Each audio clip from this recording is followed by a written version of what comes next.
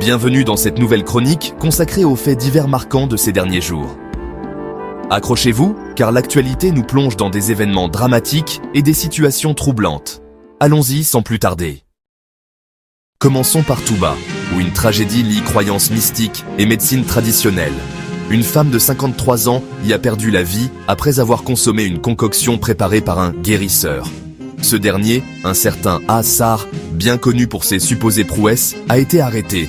Le mari de la victime, espérant une guérison des troubles psychiques de son épouse, avait déboursé plus de 140 000 francs CFA pour ses traitements mystiques. Malheureusement, le remède a conduit à une gastro-entérite fatale. Devant les autorités, le marabout a tenté de justifier son mélange en précisant que les vomissements et diarrhées étaient des effets normaux. Aujourd'hui, il est poursuivi pour homicide involontaire et administration de substances nuisibles. Un drame qui relance le débat sur les pratiques de médecine non conventionnelles. Direction maintenant Mbaké, où le sport a laissé place à la tristesse. Un match de football entre jeunes a pris une tournure tragique. Monsieur L. B. Gay, âgé de 19 ans, s'est écroulé seul sur le terrain de Ndiakalak. Malgré les tentatives de ses camarades pour le réanimer, le jeune homme n'a pu être sauvé.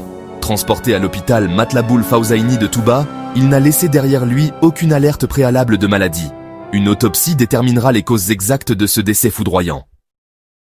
Un saut jusqu'à Louga nous mène dans les cendres d'une catastrophe. Mercredi, un incendie d'une violence inouïe a réduit en poussière 6 maisons dans le quartier Montagne Extension. Le feu, dont l'origine reste inconnue, a causé des pertes matérielles considérables. Des animaux, des biens domestiques et même de l'argent ont été détruits. Fort heureusement, aucune perte humaine n'a été déplorée. Les sinistrés, laissés sans abri, implorent aujourd'hui les autorités pour une assistance urgente.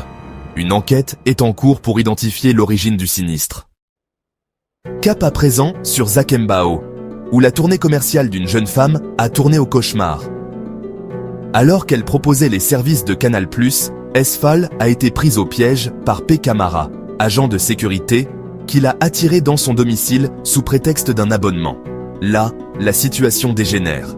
La commerciale subit des attouchements sexuels forcés et parvient in extremis à s'échapper.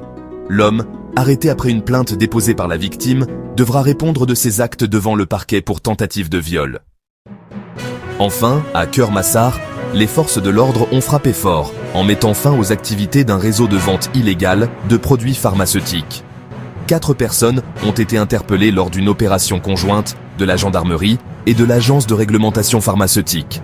Parmi les saisies, des compléments alimentaires et des médicaments non homologués. Les mises en cause sont accusées de détention et vente illicite de produits de santé, ainsi que de mise en danger de la vie d'autrui. Ces faits divers nous rappellent combien la vigilance est essentielle, que ce soit face à des promesses de guérison miraculeuse dans la pratique sportive ou dans le quotidien des rues. Prenez soin de vous et restons à l'affût des vérités derrière les faits.